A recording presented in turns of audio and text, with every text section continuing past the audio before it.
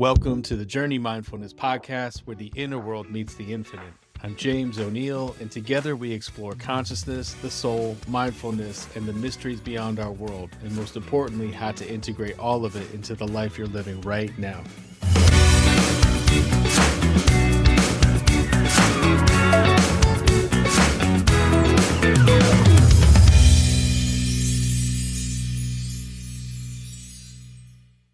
Today on the Journey Mindfulness Podcast, I'm joined by Barbara Lamb. Barbara is a world-renowned regression therapist, author, and lecturer who has conducted over 5,000 sessions since 1991, helping people explore extraterrestrial encounters, past lives, and soul purpose. She is a multiple Lifetime Achievement Award recipient for her work in experiencer support and ufology.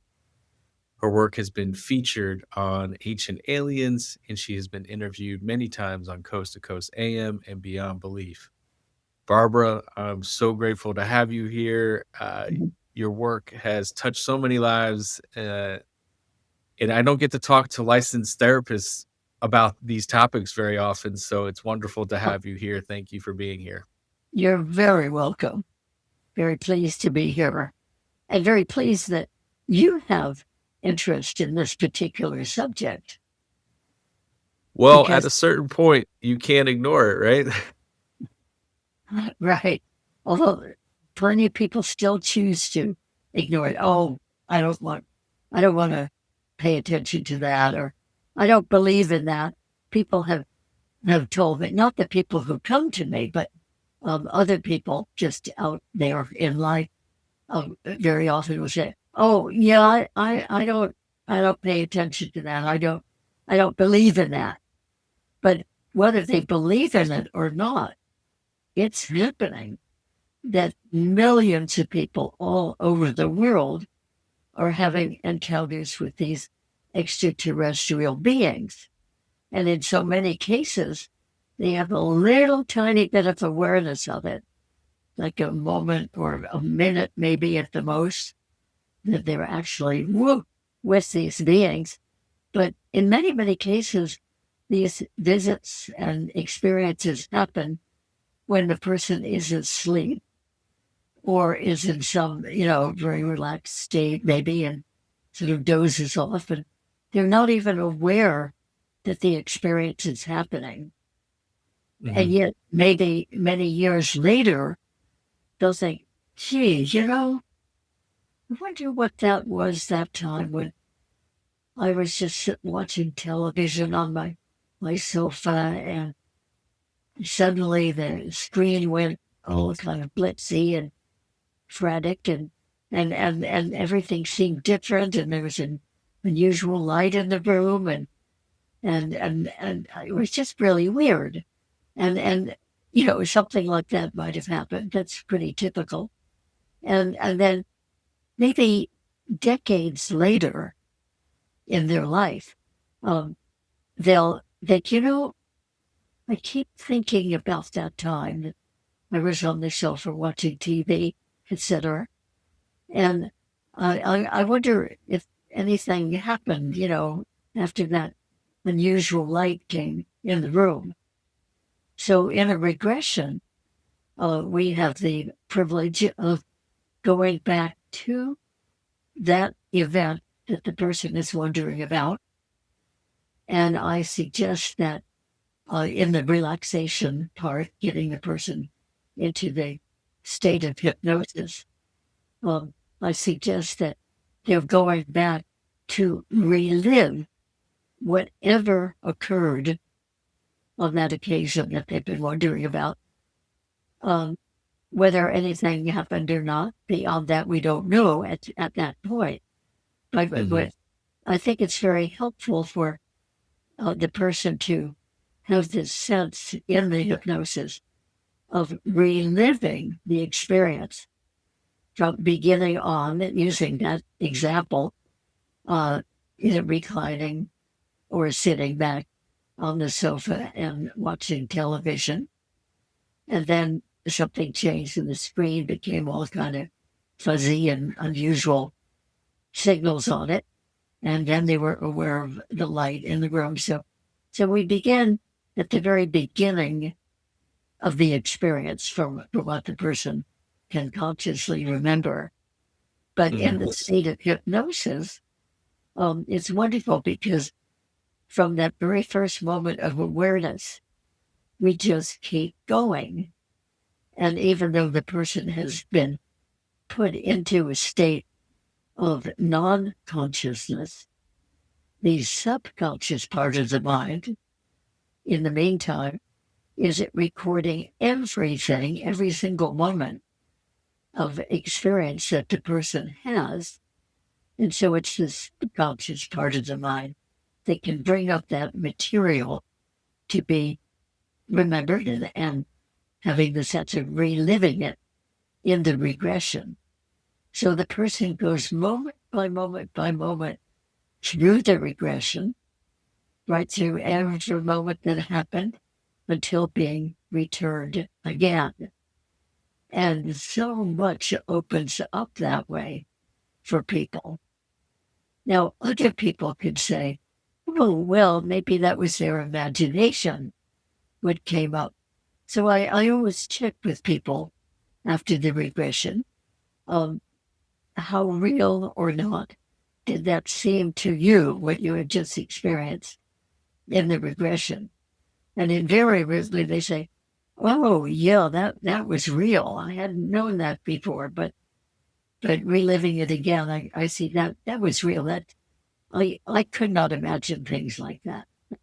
That just would not Yeah. be in my scape of my frame of abilities.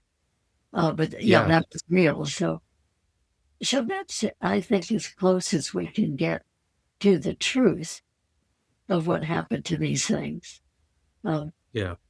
that people remember just the first few moments of, if at all. And then, of course, there are many times that people having the missing time experience. And so they're doing something like riding their bicycle or taking a hike or driving a car or riding in a car. And then in the situation with the car, they at least consciously are aware that something's happening to the car. That it seems like it's sort of running out of steam. And usually the driver will pull off the road, which is a good thing. And then they may have consciousness for a few more moments to see that there's a big light that's come down from the sky in front of them and beings coming toward the car.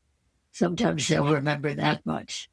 But sometimes it's happened with many people who've come to me. They've been on a road trip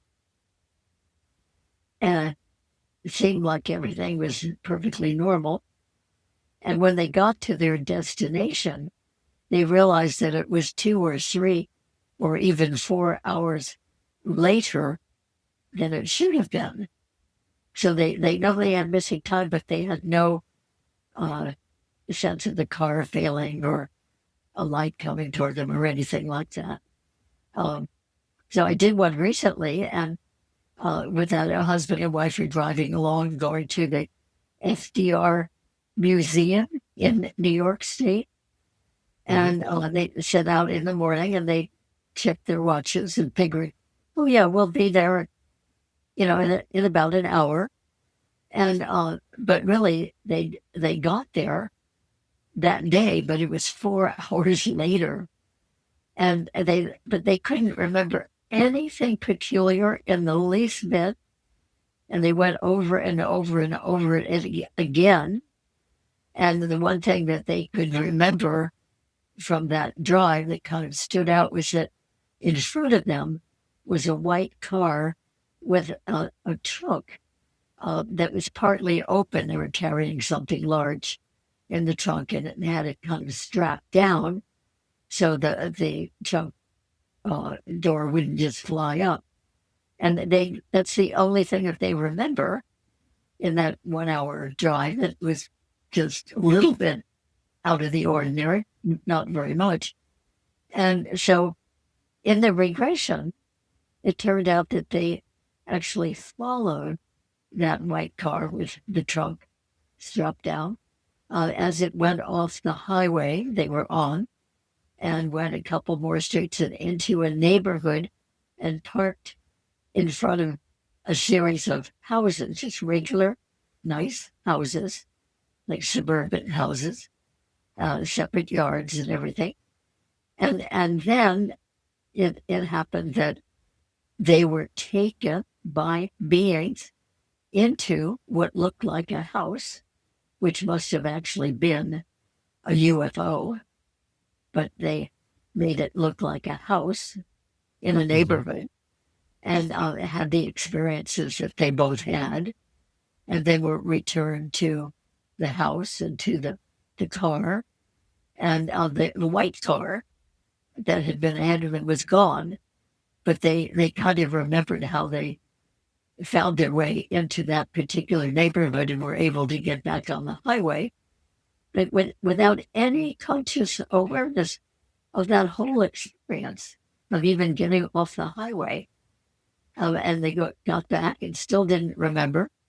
And then they ended up at the museum just before closing time. And that's why they were really startled that they had missed about 4 hours there. So, Yeah. so sometimes it's done very, very subtly by the beings, the way that they take somebody.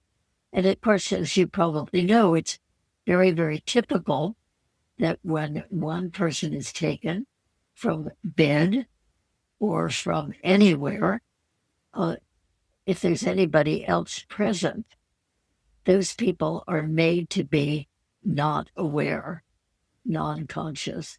In fact, in the bed situation, if the sleeping partner is right there, uh, that person seems to be deeply, deeply asleep, unable to be awakened, including the fact that the person who's being taken from the bed is not able to move or call out to the other person.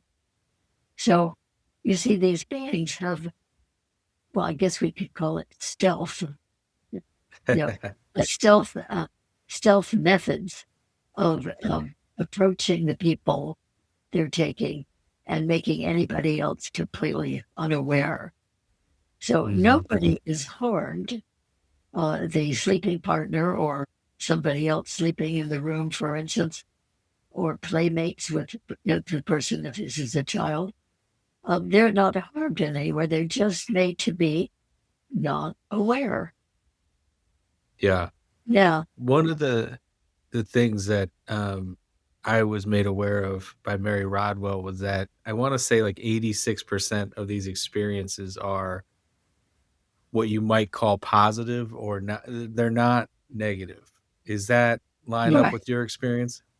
Absolutely. Yes. In fact, it's probably even a higher percentage. It's very, very rare in my experience with people that they are uh, treated horribly or, they're really, really scared.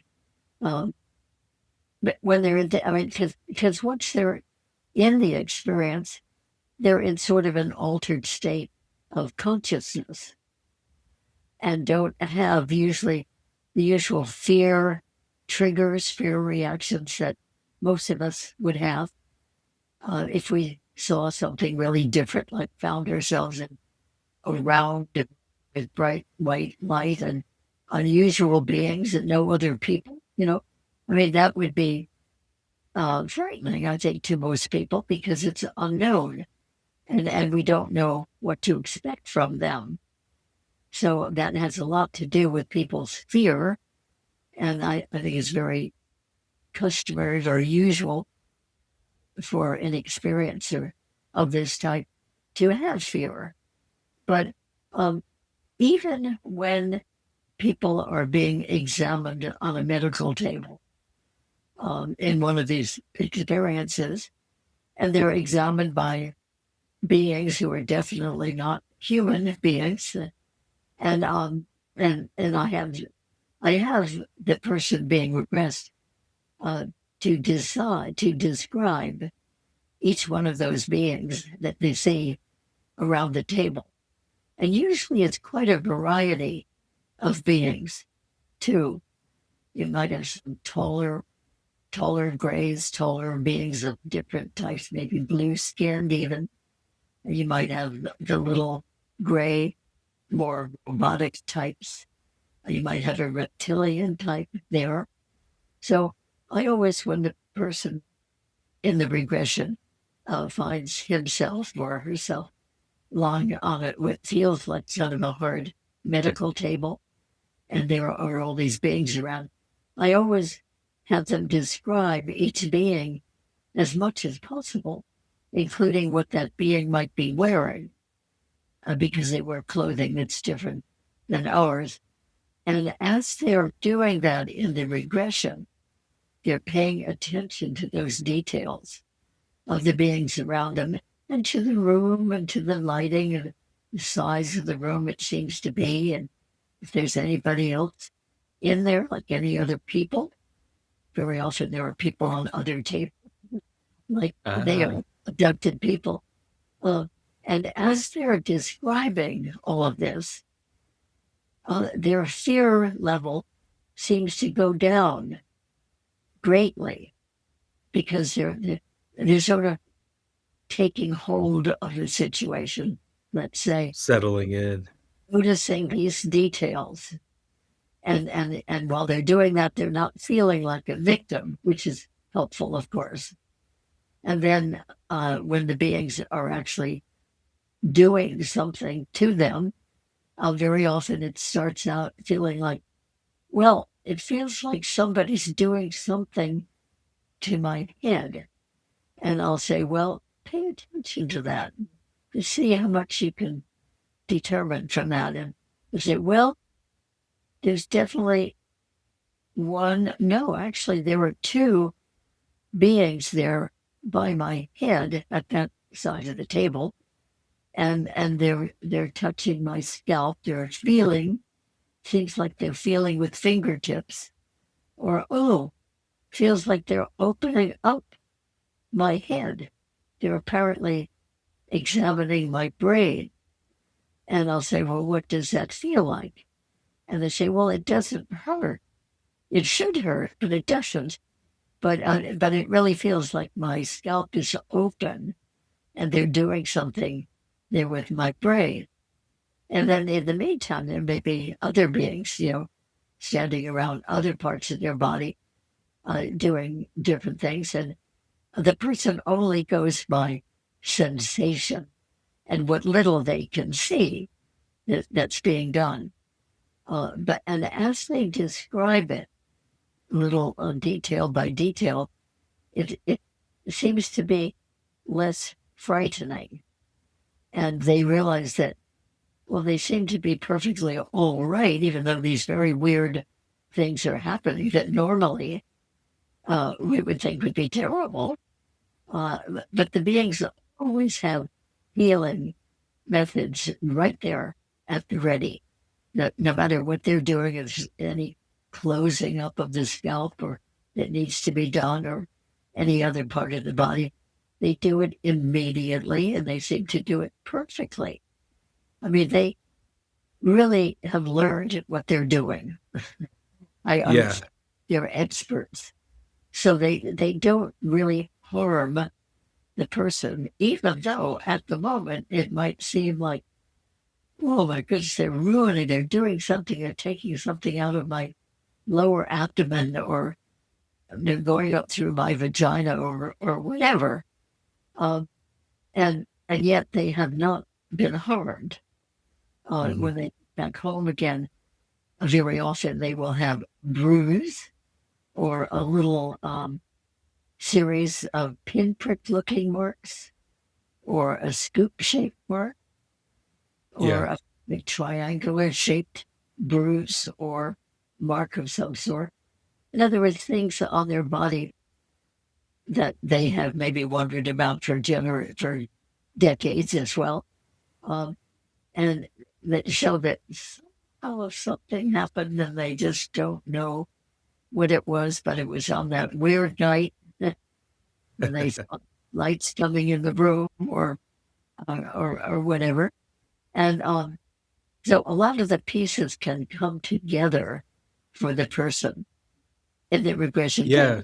Little details that they've been wondering about in some cases for many, many years. How do they, in your experience, integrate that, therapeutically or cathartically? Like, how have you found them going through that experience, and what happens afterwards? Good question. Well, uh, first of all, I think everybody who comes for this type of regression has expressed immediately afterwards, when they come back to regular consciousness, have expressed a great appreciation. Like, thank you so much. Wow, that really, really makes sense. Now I really understand what happened. That really helps to know.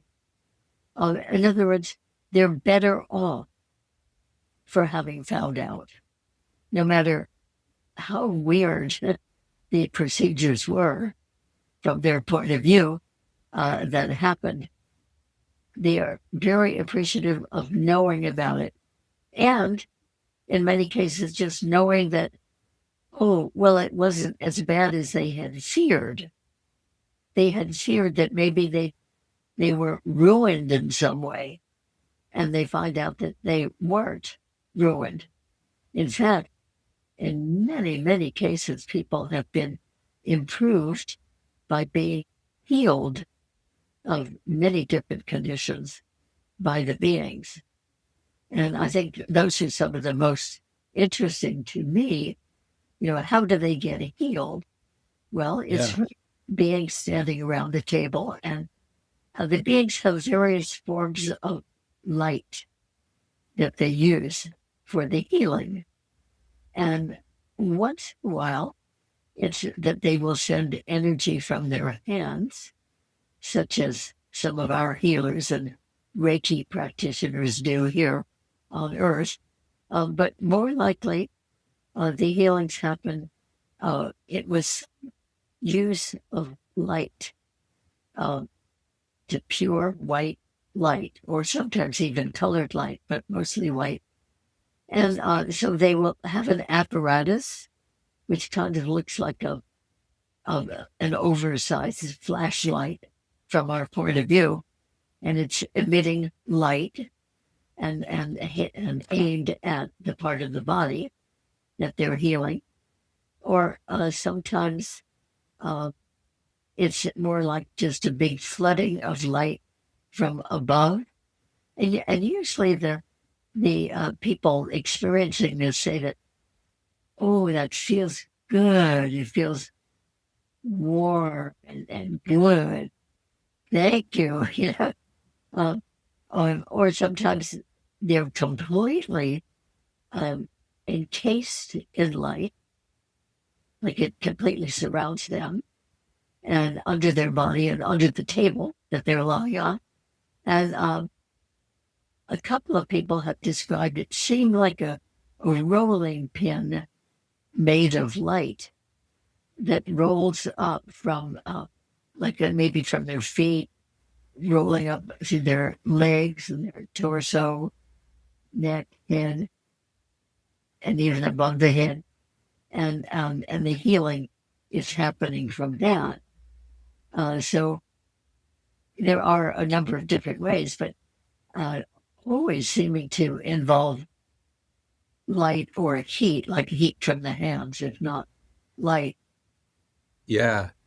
I was injured for much of the past year and in a lot of pain. And one of Oh, the things that I did was Jacqueline Smith, whom you wrote about in Meet the Hybrids. I went to right. one of her healing classes, and so she Oh, had brought good. a mantis healing technique using light and orbs to Oh, heal. And so I was very, very grateful.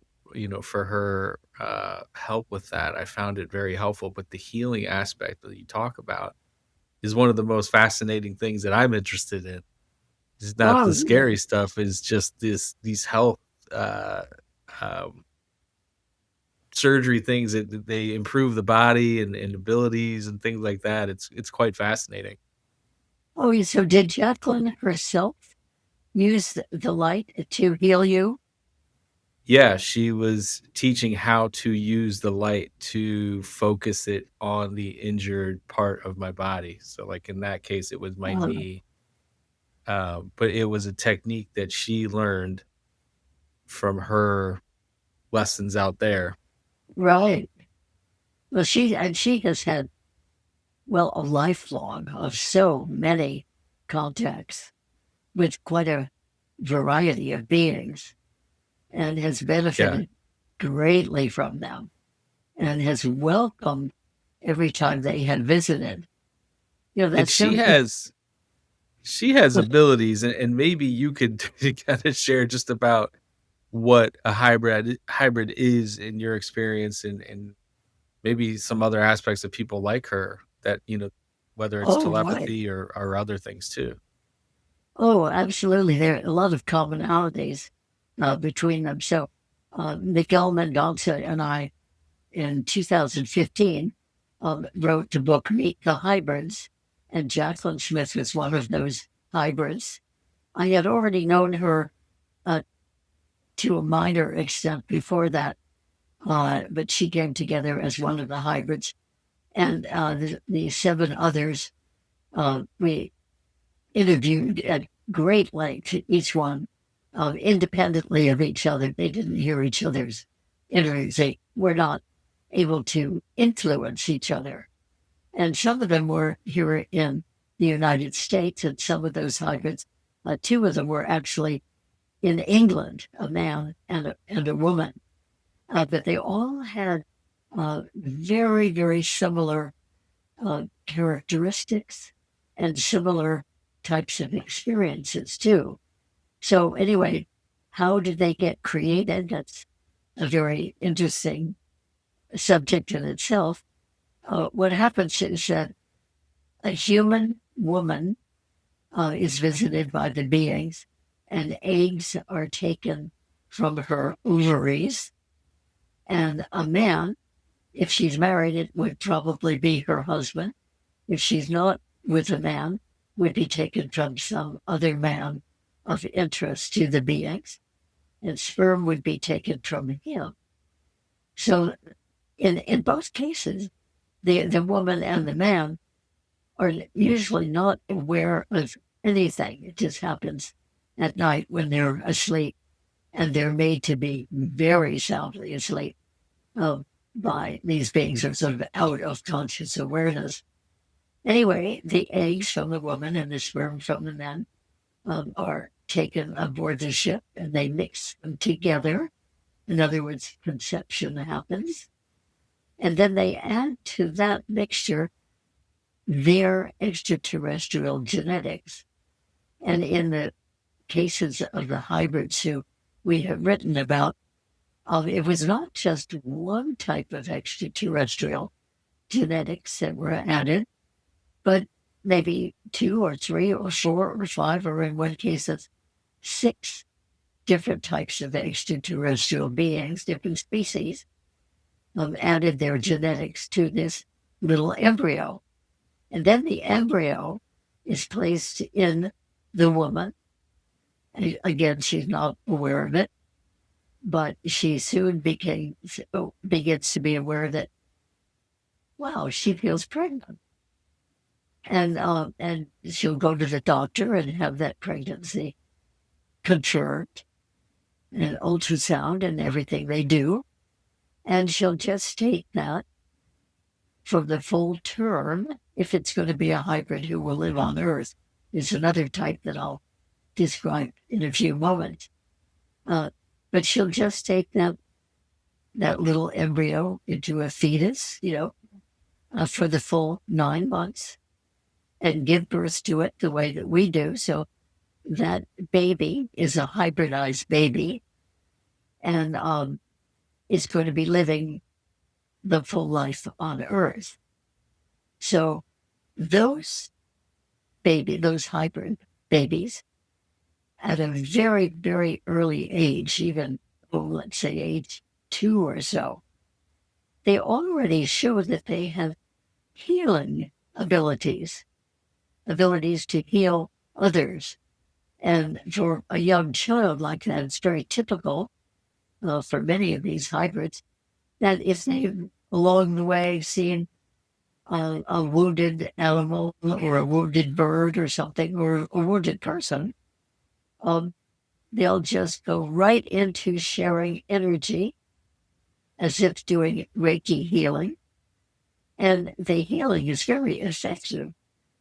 The beings receiving the healing, heal up in a day or two and go about their life, you know, just fully recover.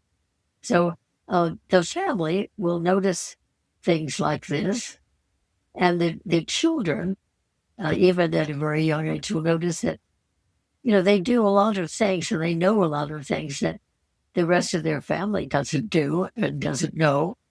And then when they get into even preschool, they notice that they look the same, as every other human child.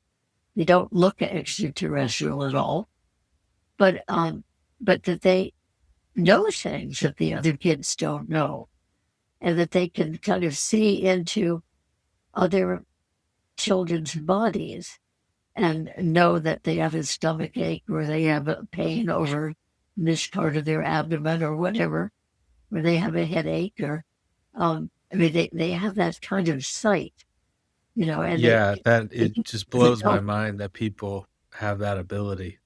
I know, me too, because I don't have it.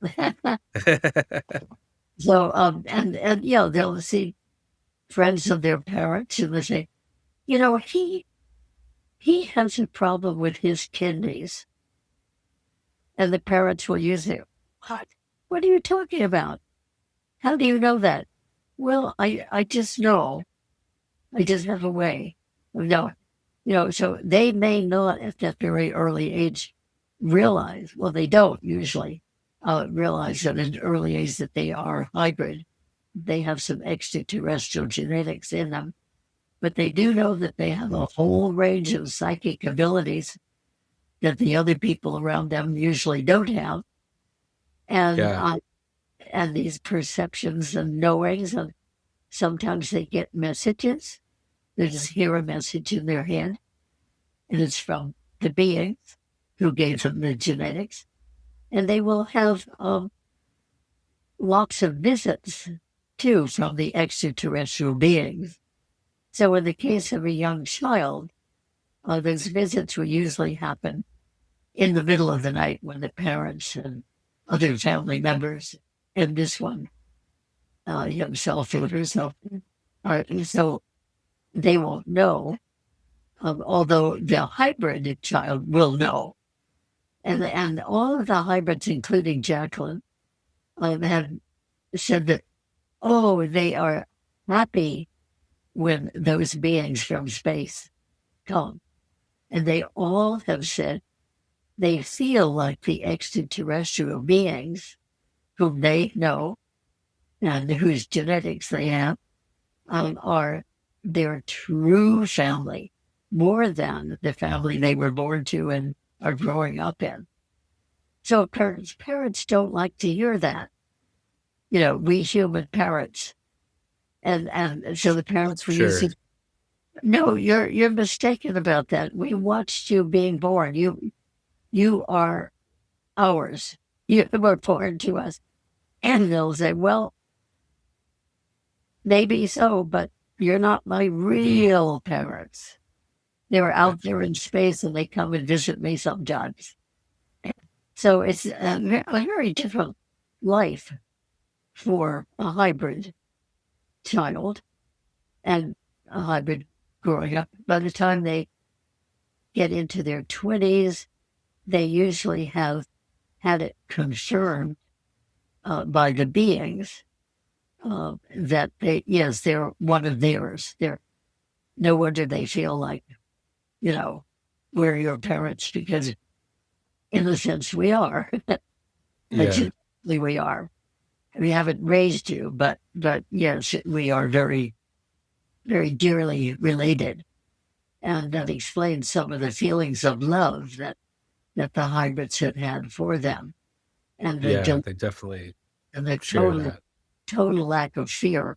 So they love visiting the spaceships and really appreciate anything that they're introduced to there that they're allowed to do on the spaceship. I mean, for many of them, it's just a great adventure, more exciting, more interesting than anything they get to do on Earth.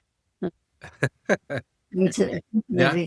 and the whole point on it, of these hybrids being gestated and born on Earth and living a whole lifetime on Earth, the whole point of that is to help humanity, like Jacqueline Smith is helping in many ways and doing courses and classes and webinars and lectures and uh, writing. She's written at least 2 books that I know of, maybe even 3 by now. And she also uh, is one of the hybrids who has great skills in animal communications. Yeah. And she is very psychically aware of animals wherever they are.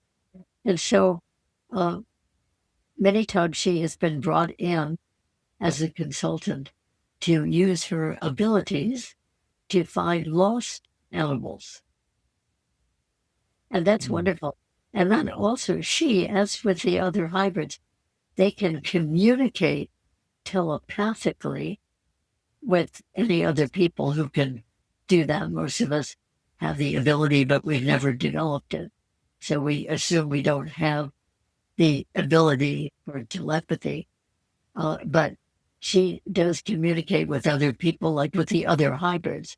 Some of them communicate a lot, just simply telepathically. And anybody else, She is very gifted. She's yeah, skilled.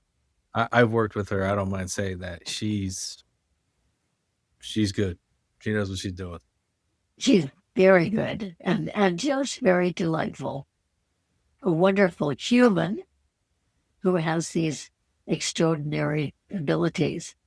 And she has the ability to not only locate lost animals, but to communicate with them telepathically with many, many, many different species of animals. And another one of our hybrids in Meet the Hybrids, Julie Pita, she communicates with animals very frequently, including lots of reptiles.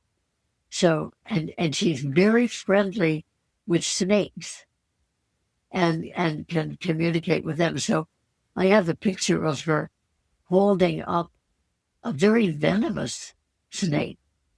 And she's not the least bit afraid because she's communicated with it and complimented it. So I think you're really beautiful. And I love the way you move. I love the way you live. And may I pick you up? And she hears, yes, that's all right, from the snake.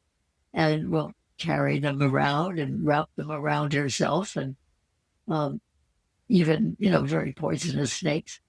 And when never, ever has been the least bit harmed because she's in very peaceful, reassuring communication with them. Yeah. I mean, that's incredible. That Well, was yeah, that aura, that energy though, that communication with animals and being like, that interconnectedness really comes out in these, people. yes, yes, it certainly does. So uh, the point of having the hybrid program from the point of view of the beings who contribute to this is that the hybrid will be able to live a life here as a human, fully passing as human, and certainly looking, acting human, but with all these extra abilities. And that the hybrid will do the work of helping humanity that the beings would like to do, but they cannot come here and live here. They would not survive here, nor would we accept them. You know, so Hmm. they create these hybrids uh, so that the hybrids can do the work because of the ET genetics. They can do the work that the ETs would really like to have done here. So they're here to uh, create inspiration in people, raise their consciousness, increase their spirituality, and increase their helpfulness, their concern for the rest of humanity. So they very often inspire people to get into work that will be really helpful here on Earth. So I think Yeah. we're very blessed to have hybrids here, and I assume that there are probably hybrids in most places in the world. You know, living as one of those people, like a South American hybrid would be living, speaking Spanish and uh, having these skin, the complexion, and so forth of a South American person. The same with an Asian person would have the Asian characteristics and yet the extraterrestrial genetics in them too. So I think that these helpers are really all over the world, living in And less than other places.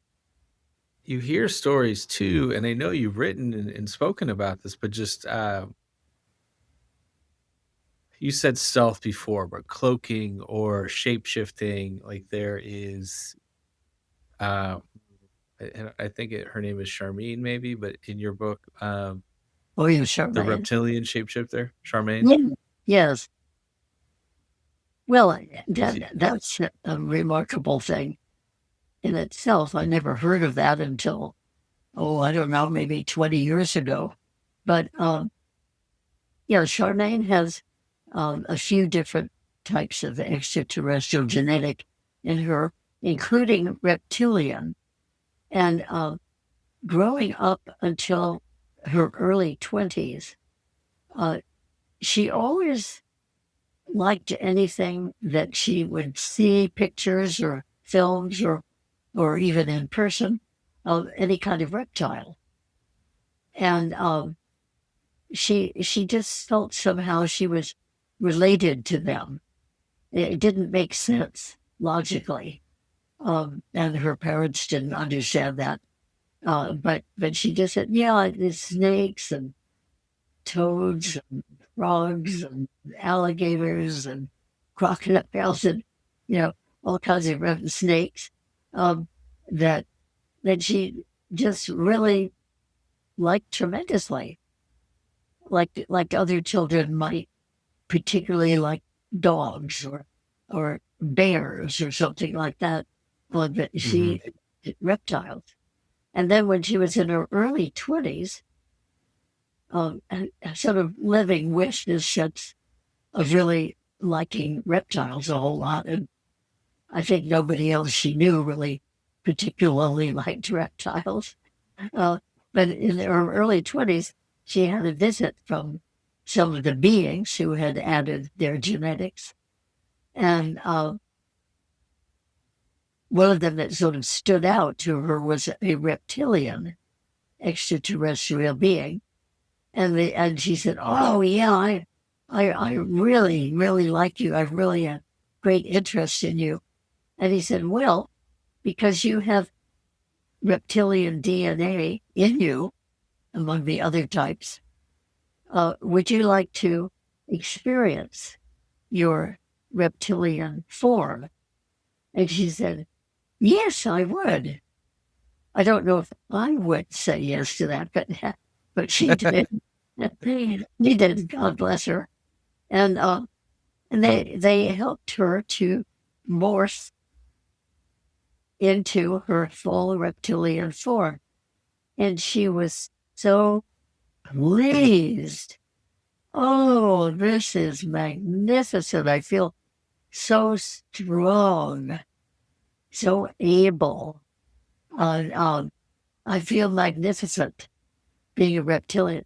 And I don't think that experience lasted terribly long. I mean, it wasn't days or Mhm. anything like that, maybe a few hours. And then after that, later in her life, there were occasions when occasionally she would morph into that. Somehow the U.S. government or some department of the government um, became aware of her and how she could morph into the reptilian form. And they abducted her and took her to an underground facility. And I think, I may not be remembering this clearly, but I think they gave her an injection of something that That's correct. Yeah. helped her to morph into her uh, reptilian form, so they could study her. And there she was in her reptilian form, uh, in a Yeah. room, and nothing else in it. And then she noticed up on the wall, it looked like sort of a dark window, but she recognized, because of her psychic ability, she realized it was one of those two-way mirrors. And there were three Mhm. human beings sitting on the other side of that window, observing her as she was. So it was definitely not a nice experience. And she did escape from that room, and they apparently chased her down the hallway. And by the time she got to where there was an exit to come up to the land, she was morphing back into her human form and was able to get out of there and find her way home again. But yeah, there definitely is interest. So that was one of the less pleasant experiences of morphing, because of the humans, not because of the reptilians. Yeah, But there's this theme of almost like this big science experiment. They're helping us here with the hybrids, further in consciousness and humanity. And then also, like, our government is trying to study and see what's going on and right. perhaps know more than we know.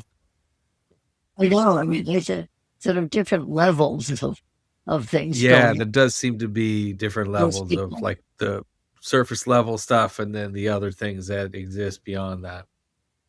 Well, two other of the hybrids in our study um, had been known to morph completely into their reptilian form too, even though Mm, they have other species of genetics in them. Right. So okay. it's definitely happened and it's been witnessed. In fact, there are two people whom I've met personally in life, and on each occasion, I was talking to each one. These are totally separate people, occasions, even in different countries. These two incidents happened. Well, I was talking to the person, just a regular, normal human conversation, the hybrid person, uh, looking perfectly human. Uh, in the first case, I did not know that woman was a hybrid, and I still have not had confirmation of that.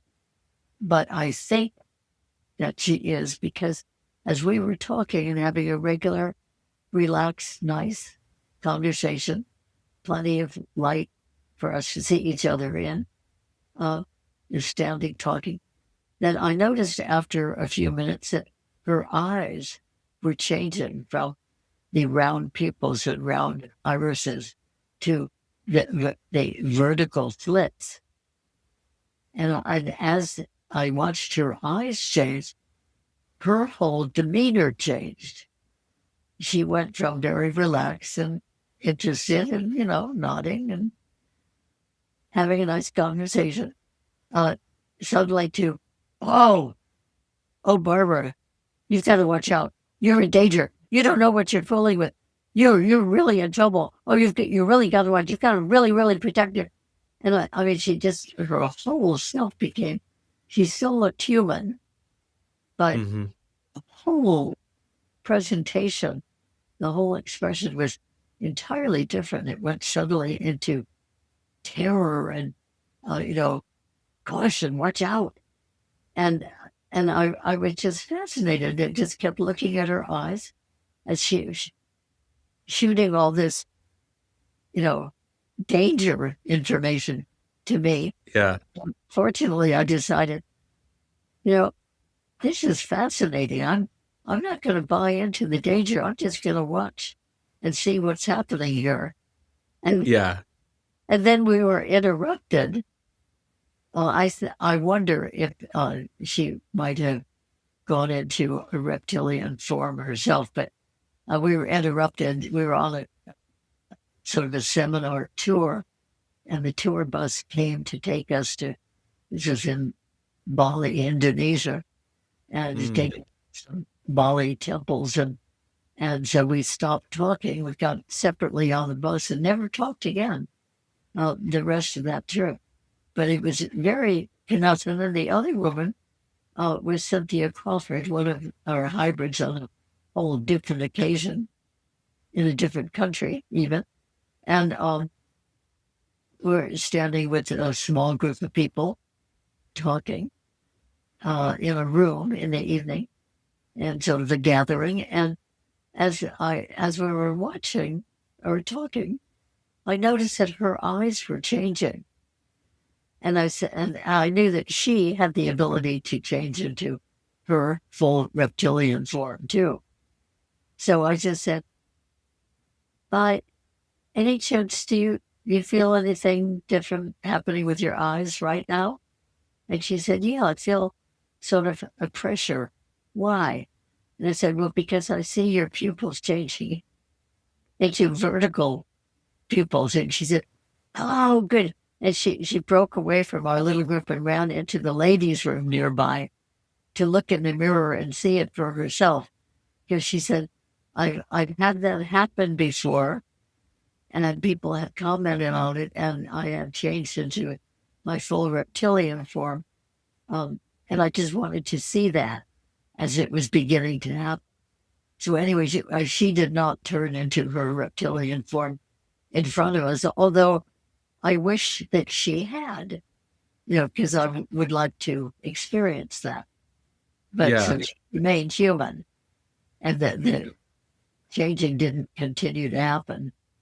So was that like a validation for you to see, I know that Oh, not the full form, but just, the work that you do and seeing that with your own eyes?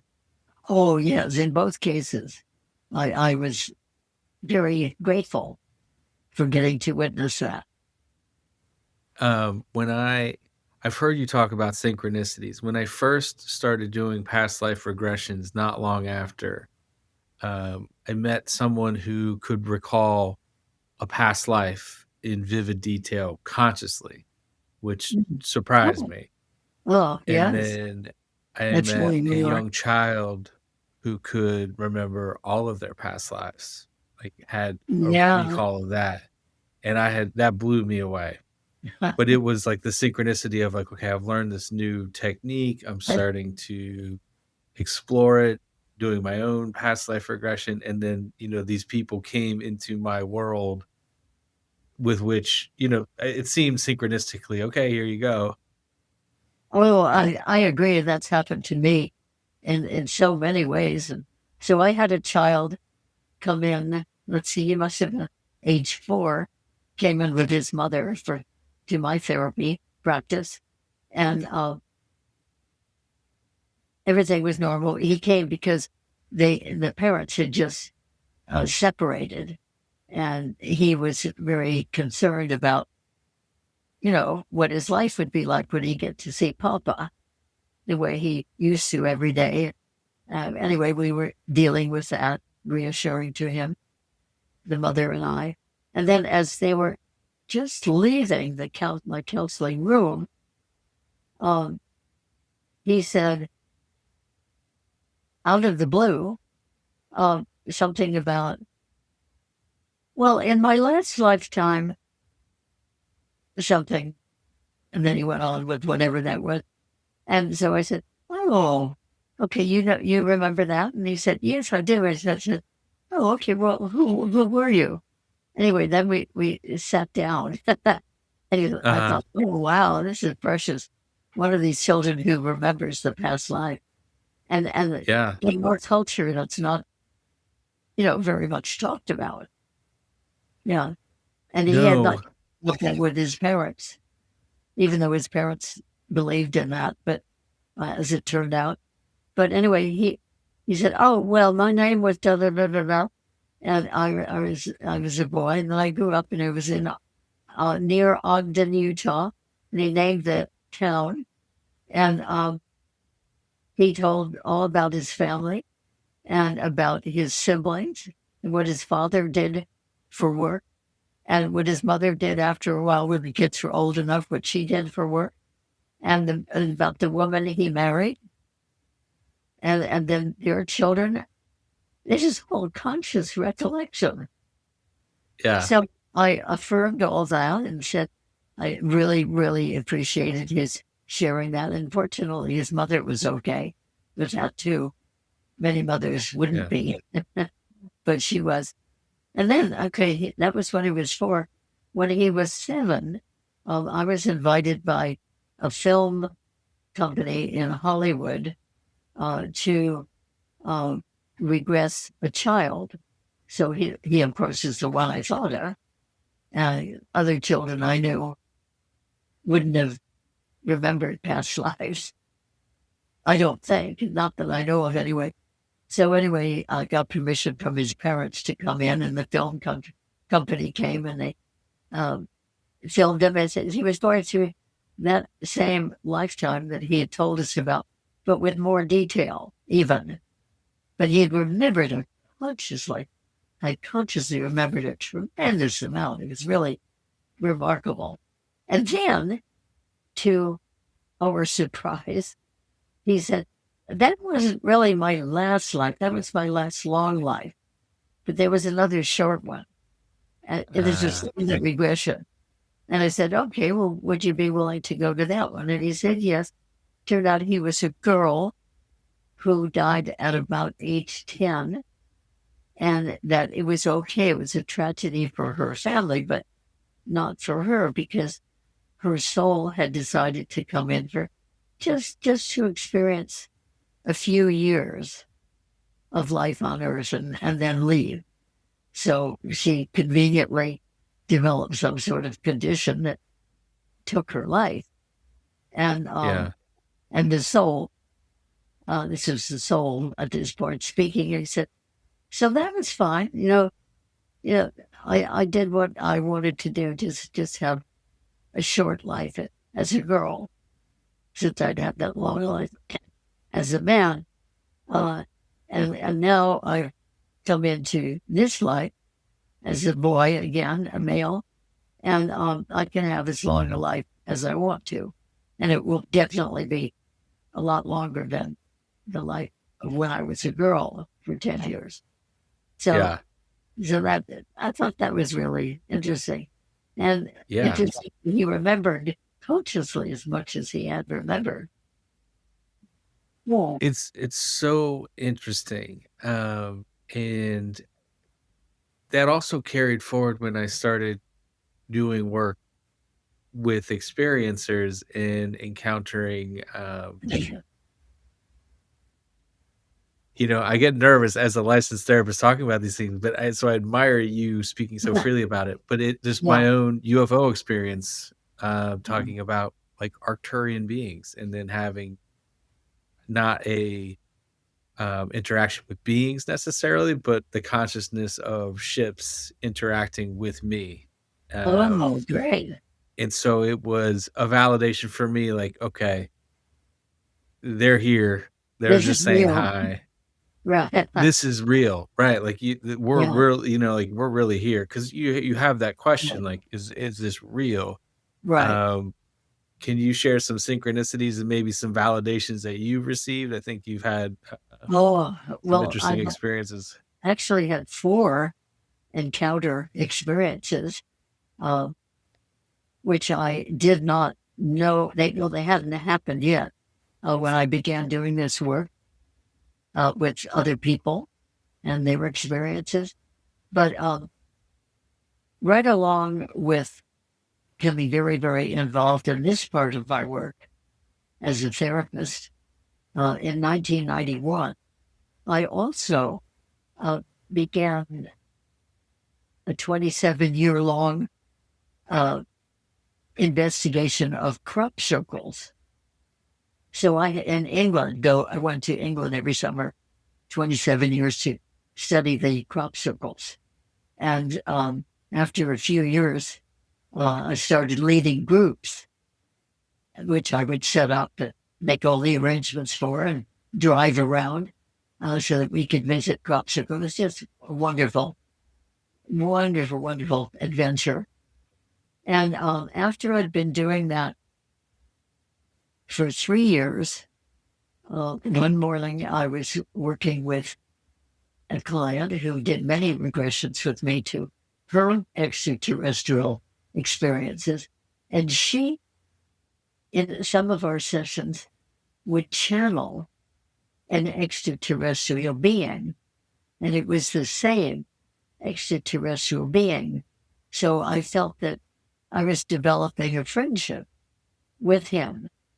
And anyway, in the winter of 1994, having done 3 summers of crop circle work, he said, Barbara, I noticed that you're very, very interested in the crop circles.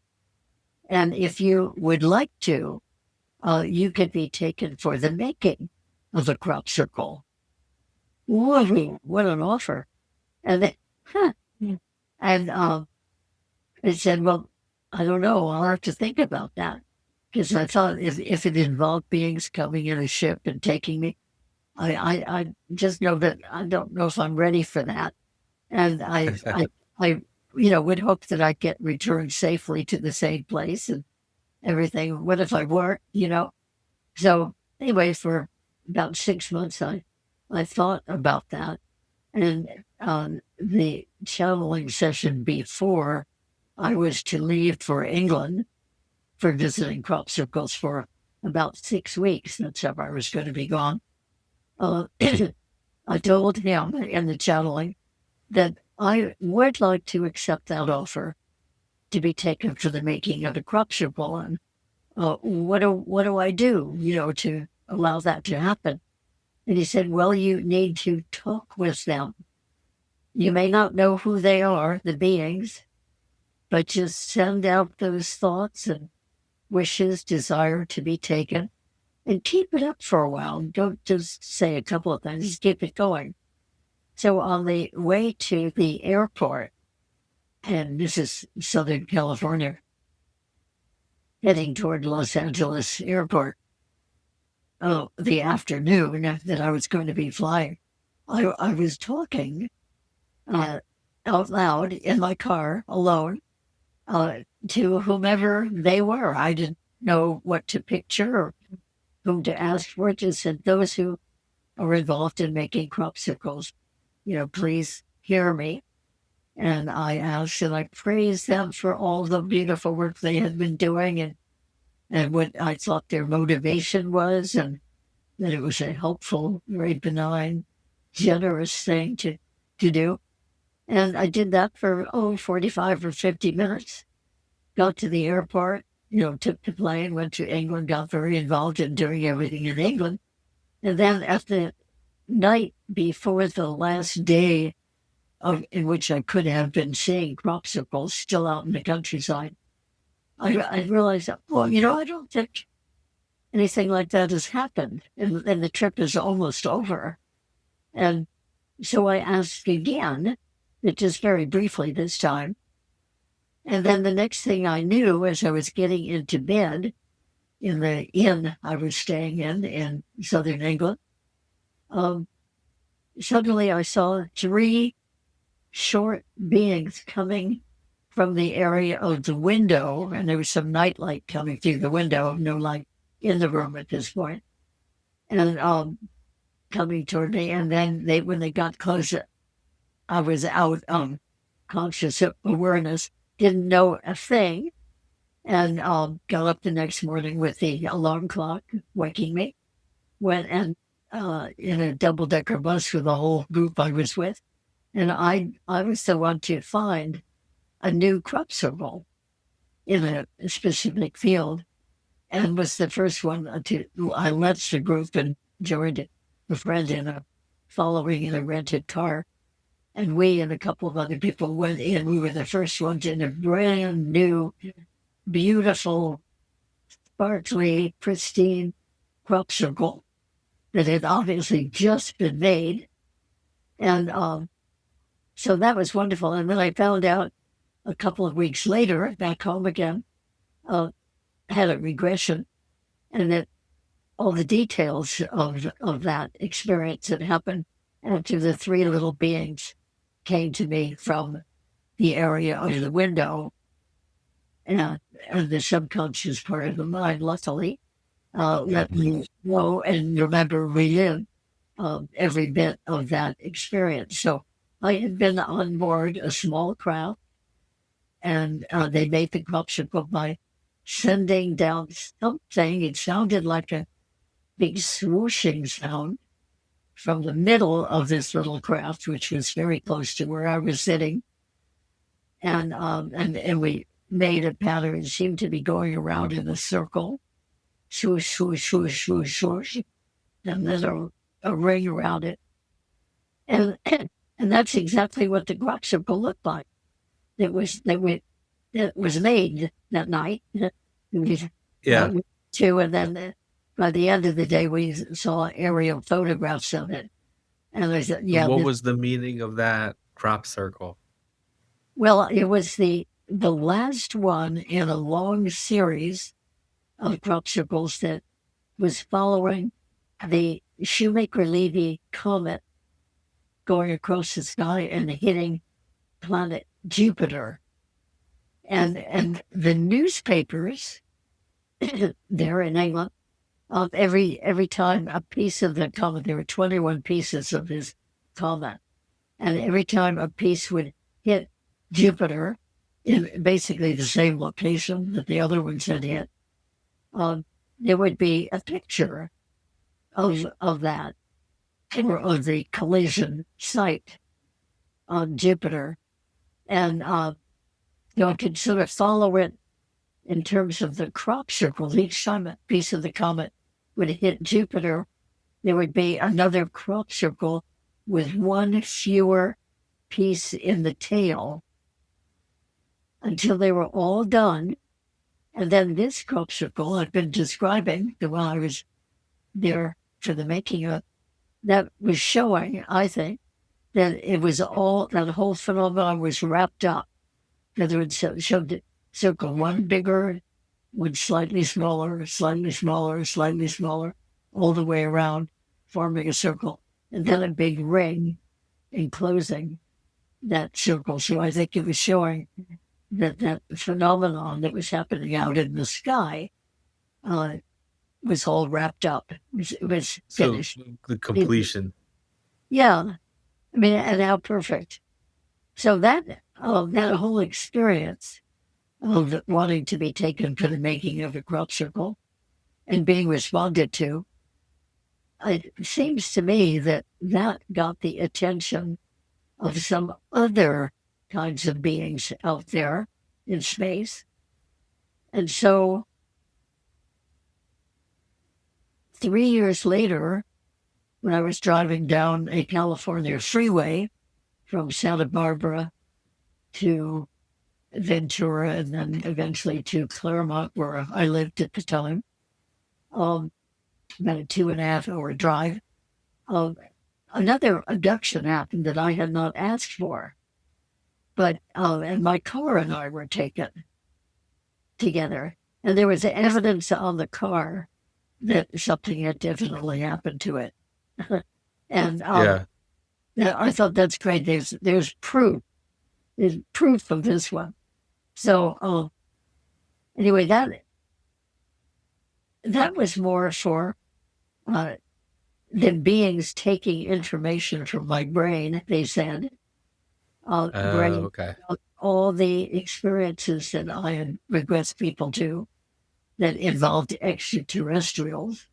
So, in other words, there were a lot of the beings who were interested in that information that this one human happened to have, because I'd done a lot of regressions by that time. And I mean, probably a few hundred at that time. And I was regressed on that occasion by Dolores Cannon. You know, is so wonderfully uh, well known for all that she brought through the regressions that she did. And so she, Yeah, I just met her daughter a couple weeks ago. what, Julia? Yeah, Yeah, and her yeah. granddaughter. But yeah, they're delightful. But yeah, sorry, I didn't mean to interrupt. No, oh, yeah, you know, well, they're wonderful, wonderful people. So was Dolores. And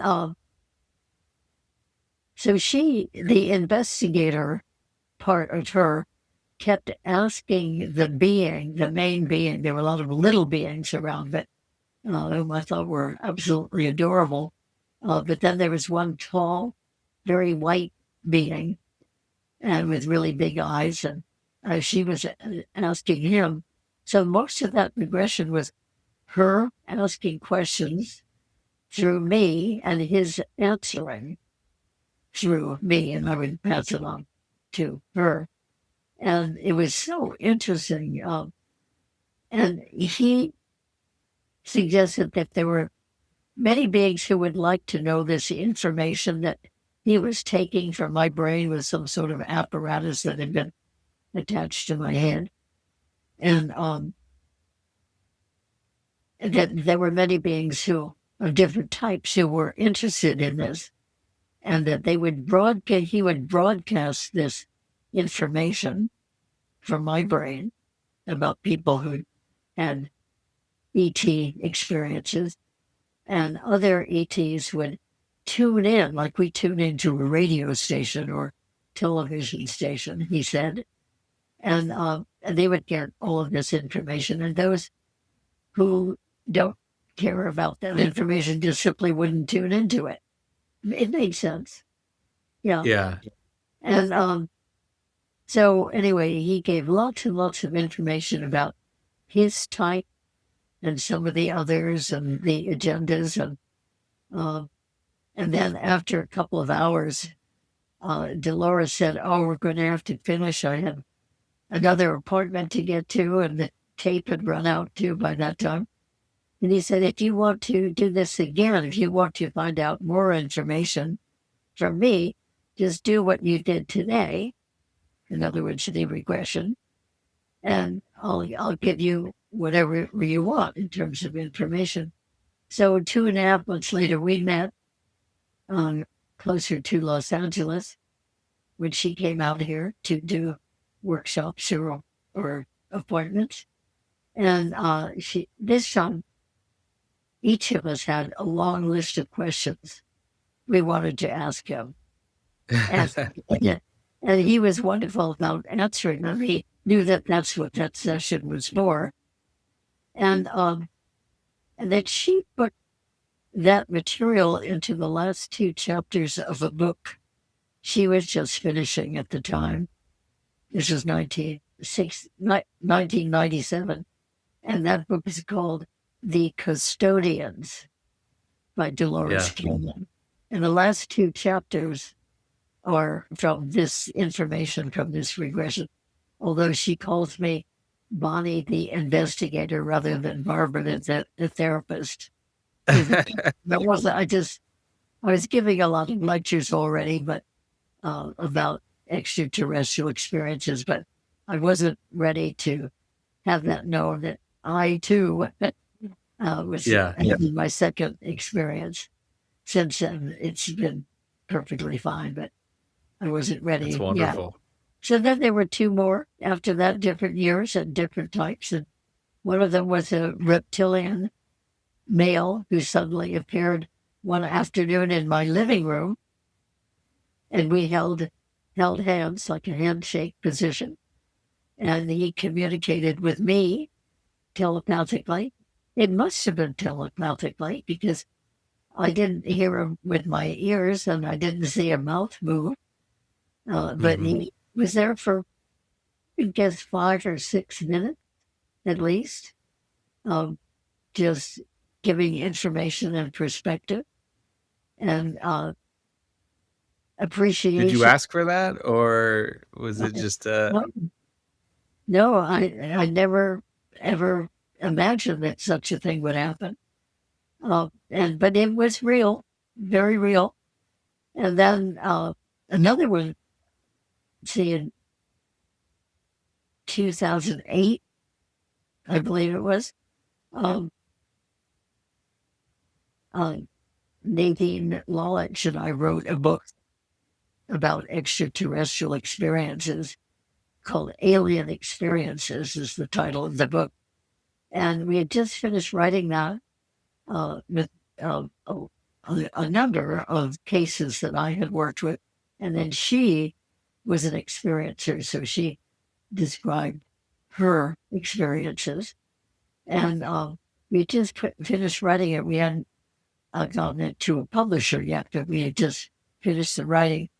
And a different group of beings took me up into a craft that looked like a round, a spherical shaped ball of cotton candy, peachy pink colored cotton candy. That's what it looked like. I don't know what the material really was.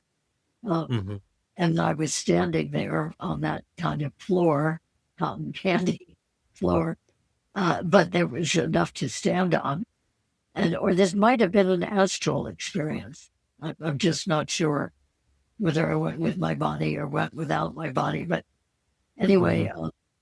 it was a whole row of about 8 very tall, very, very slim beings who almost seemed to be attached to each other, kind of lined out like that.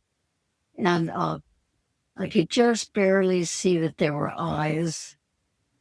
They were kind of misty or almost invisible. And Yeah.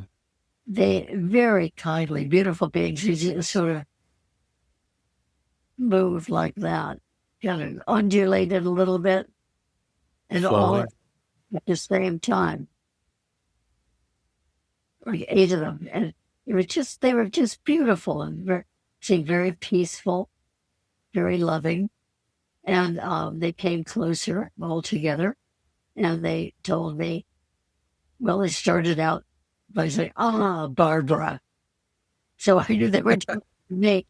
Uh, we are so pleased that you and your friend have written the book you have just completed. And they told about how they wanted more and more people on Earth to know about the existence of them and the other beings. And they understood that most humans didn't know that there were others living in space. And it's about time that we wake up and that we do know. So they're very, very pleased that we were trying to bring this truth out, and they appreciated the work I was doing. And basically, that was that for oh several minutes, and then I was returned, and the next thing I knew, I was standing in the hallway where this experience had started, and went on with the rest of my day, and was regressed the next day. Well, it was nice and fresh to that experience. So, So uh, you knew, like, I wanna unpack this experience. yes, right. Mm. So they've all been very interesting and very good, in my opinion. I'm very grateful to have had each one of them, and especially that they're different types of beings. In other words, I feel very convinced from my experiences and other people's as well that there are many, many, many different kinds of beings that have to do has something to do with some human beings. Hmm. And I've never come across any that really seem to be threatening or out to harm us in any way or take over the world or things that you hear people wondering about sometimes. Yeah. If the aliens will ever take over the world. Well, these beings that I've had contact with think they have nothing to do with anything of that sort. Well, I And guess they could if they wanted to. oh yes, I mean, between all of them and the incredible skills they have, the technology and the psychic paranormal skills they have, and they certainly could have taken us anytime, a long time ago. Up to they could be taking us now, and they're not. That's not what it's about. I think there really is a lot going on out there in space that we usually don't know about. In other words, there are skirmishes and wars, I think, going on from one planet to another. There apparently is a very long history of that. One of the books that has talked a lot about that is called The Book of Urantia, which is all channel material from, quite a number of decades ago. Um, and What was there the are name? the book of, it's called The Book of Urantia, Urantia. Okay. It doesn't have a regular author, I think, because it's been channeled. Yeah, Yeah. I would. You mentioned synchronicities. One of the synchronicities that happened to me was way back in 1977. My husband and our three children were on a camping trip in Hawaii. We would rent a camper vehicle, that we could all sleep in. And Yeah. we went to, I think it was the island of Molokai. And when we went to pick up the camper van to sleep in, we had a conversation with the man who was renting the equipment. And to my surprise, he took me aside and gave me the Book of Urantia, which I had never heard of at that time. And he said, I think you would be very interested in this. And I was. I was reading it every night while we were on that island with a flashlight under the bed covers because the others wanted to sleep. But anyway, so I got an introduction to the fact that there are all these different species out there, many of them, and many of them have had wars with each other and taken over each other's planets and intermingled with them, interbred with them. And anyway, so that was back in the late 1970s, and I had no thought in my mind on the horizon or anywhere about there really being extraterrestrial beings out there in space, and Yeah. that the cosmos is full of life, even if we hadn't known about it. So that was, and how that man knew that I would be interested in that, I don't know. And he also, I think, must have known that my husband at the time would not be interested at all. I mean, he was a good tourist. Yeah. Went down and totally not interested in anything of this sort whatsoever, and didn't want to ever hear about it. So that's why I was reading under the covers. Yeah. It's Yeah, but so interesting. That's so interesting. The no. for I did a past life regression, and a friend of mine did one too, and that was the first time he said he came back and I'm like, "What happened?" He goes, "Well, apparently I'm an alien called a Pleiadian." And I'm Oh, like, "What wow. what is a Pleiadian?" What really? Yeah. Probably, but I yeah. apologize because I didn't know. I'm like, I'm sorry, I don't know what happened, like but then later on, like, okay, there's more things out here than I understand at the moment. But from that therapist lens to having an open mind and being curious, like, you have that in droves that led you Right. down this path after these synchronicities and everything else. It's just truly, Oh, right. amazing. And I had certainly never expected anything like this earlier in my life. Yeah.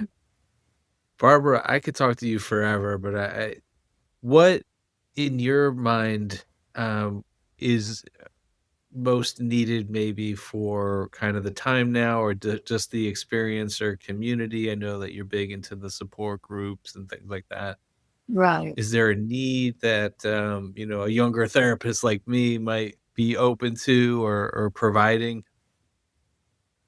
Well, if you find that you have two or three or more people who come to you for regressions and find out that they've had extraterrestrial encounters, you might suggest to them that you get together as a group and share because people really appreciate knowing that they're not alone in these unusual things. And with my group, I started regressing people to extraterrestrial encounters in 1991. And then by 1994, I had reason to count how many people was I working with about, this type of thing. And I realized I have 17 people, and a couple of them asked if I knew of anybody else having these types of experiences. So yes, indeed, I do. And they said, well, are they around here? This was in Southern California. And I said, yes, they are. And they asked to be introduced to them. So I formed a little experiencer support group with those 17 people. And that group went from 1994 till I moved away from that area in 2017. So during all of those years, some people continued the whole 17 years of coming to the group. And once in a while, somebody would move away or drop out for one reason, and a new person would come in. And I always said I have a requirement for being in this group, and that is that you do at least one regression with me. Because I wanted to know if they really were an experiencer or just interested in it, you know? And so everybody who actually came to the group had at least one regression. So, and then of course they kept having experiences as the years went on too. Some of them more than others, and then they'd come in. Well, guess what happened to me 2 nights ago? And anyway, we did not only reporting about the experiences, but really trying to do a lot of thinking about it, a lot of figuring about it, and people would begin to bring in things that they had read about this phenomenon. And so we really learned a lot and shared a lot, and everybody appreciated what each other had been experiencing. So it was a wonderful, wonderful thing. I remember and we would meet once a month at my home as a potluck supper. And so it was a really nice social occasion as well. We'd be together for 4 or 5 hours, sometimes even longer. And some people wanted to stay. Uh, and everybody feeling more and more comfortable, more and more normal and natural about the fact that they were having these unusual experiences. And so what's a service that you could give, uh, or even just having a little threesome, two of your experiencer clients and you until it grows bigger, it will probably be growing bigger somehow. Uh, Yeah. at the international UFO conferences and other big UFO conferences, uh, I used to lead experiencer groups too. And often we would have 50 or 60 people in one of those groups. So not everybody spoke, but those who wanted to always had the chance to speak. Hmm. And we had the rule that nobody could criticize anybody else for what they were saying or in any way. And I mean, we had to all be open minded and hear the person's experience as the person was telling it. Um, and in many cases, those people who shared had not had any regressions done, but they were sharing whatever the little bits and pieces, which were important bits and pieces, that's for sure.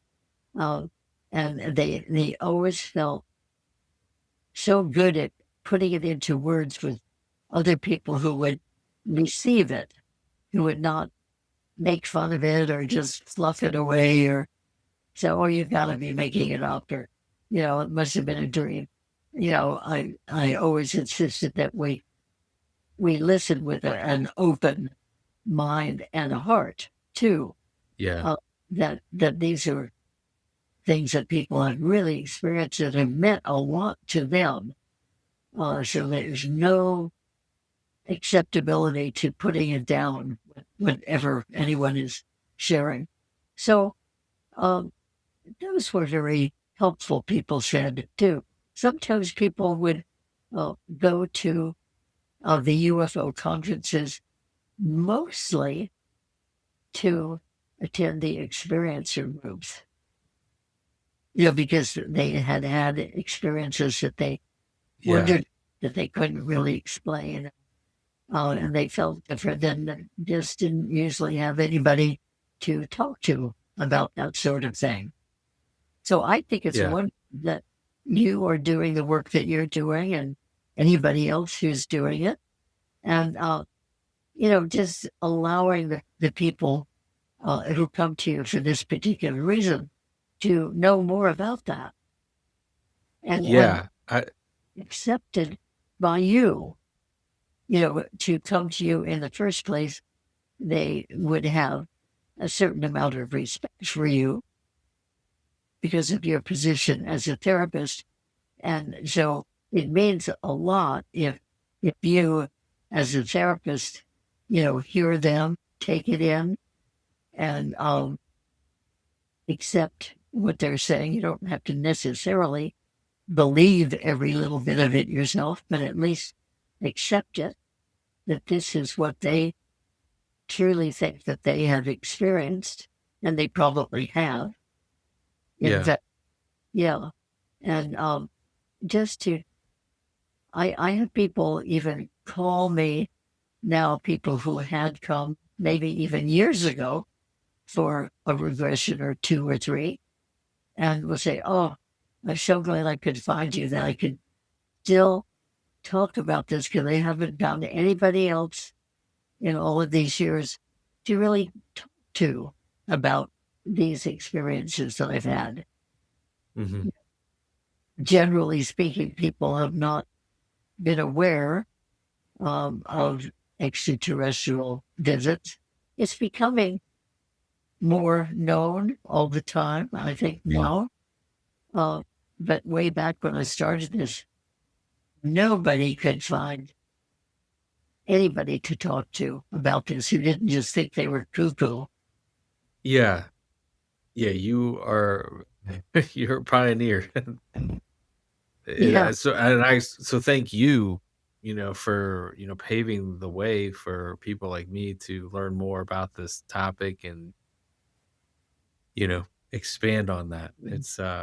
Oh, It's wonderful. truly I'm so amazing to get to glad. talk to you and have you share your wisdom and experiences. How can people find you, Barbara? Okay, well, there are two ways. I have a website, which is barbara-lamb.com. Lamb Regression.com. I'll repeat that. Barbara Lamb, Lamb, regression.com. And then there's a YouTube channel, which has, probably 20 or maybe more uh, individual podcasts about some are about this subject, some are about other unusual subjects, and always having something to do with my own experiences and others. And that YouTube channel is Barbara Lamb ET Regression. Barbara Lamb ET Regressions. So on both of those sites, there are a number of different interviews. Some of them will cover material that we've talked about tonight, some with other material that we haven't talked about. But I Mhm. think it's all interesting material. So, and then, of course, if anybody wanted to contact me for a regression, the way to do that would be to go to the website, barbaralandregression.com, and scroll down, and there's a place where you can type in a message, and that gets forwarded to my email. And then when I can, sometimes there's a little time gap in there, um, I I type back, I email back a response telling about the regressions and when I do them and the cost. We could do them in person in San Diego, where I am, or we can do them online. There are a number of online services that work really, really well. And those appointments are just as good, just as helpful online as the ones in person, in my opinion. And Yeah. yeah, so there's plenty of way to get in touch with me. And on the website, there are 5 books which I have co-authored, and they can be ordered there, and you pay through PayPal. And I get the notice from PayPal and send out the book with my signature and a brief message to each individual person. So that's nice too. Absolutely. I will be doing both. And I will put the links to both the YouTube channel and to your website as well. All right. Thank you. Yes. Yeah. Barbara, is there anything that you would like to share to someone maybe who's listening who might think that they're an experiencer? Any parting wisdom that you might share with them? Well, just keep opening up and learning and learn as much as you can and be aware as much as you can. And sometimes even a person will, have a little tiny bit of an experience that they recall and not the whole context. So if they would just sit quietly in sort of a meditative state and think about that little teeny bit that they do know, sometimes it sort of opens up into knowing more about what happened in that particular experience. So, and another thing is that you can always, if you think that you're having some of these experiences with extraterrestrials, you can always ask them for help with something. And I think truly from many people's experiences and my own, I think that they will give help, kind of like a spirit guide.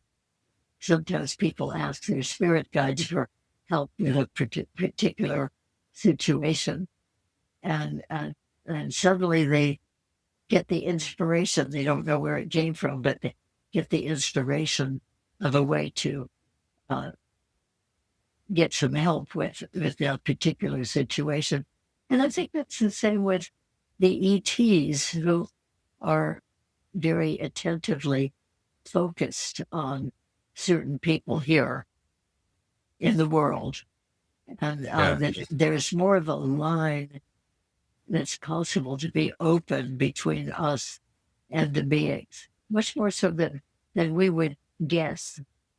So, in other words, keep opening and expanding. asking, being aware of anything unusual that's happening to you too, unusual markings you have on your body or missing time or, nighttime visits or whatever that seem, well, I wonder what that was. Give some time and attention to that. And of course, if you could find somebody to help you with a regression, somebody who's very open to this whole area of reality, that is a wonderful, wonderful help too. Helps you put a lot of things together, a lot of little Yeah. hints and bits and pieces. So many blessings to all of you who are experiencing this, and many blessings to those of you who are not experiencing it, but are open to learning about it. That's wonderful too. Barbara Lamb, thank you so much for your time this evening. You're welcome. Right. It's been a delight. And thank you for the work that you're doing.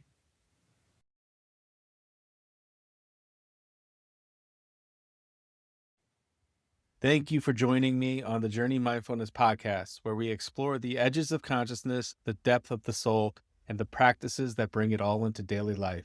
If you enjoyed today's conversation, follow or subscribe so you never miss an episode. If you're ready to go deeper, I offer a free consultation to explore how we can work together through psychotherapy, quantum healing, or one-on-one transformational coaching. Visit JourneyMindfulness.com to learn more and schedule your free consultation. Until next time, stay present, stay curious, and enjoy the journey.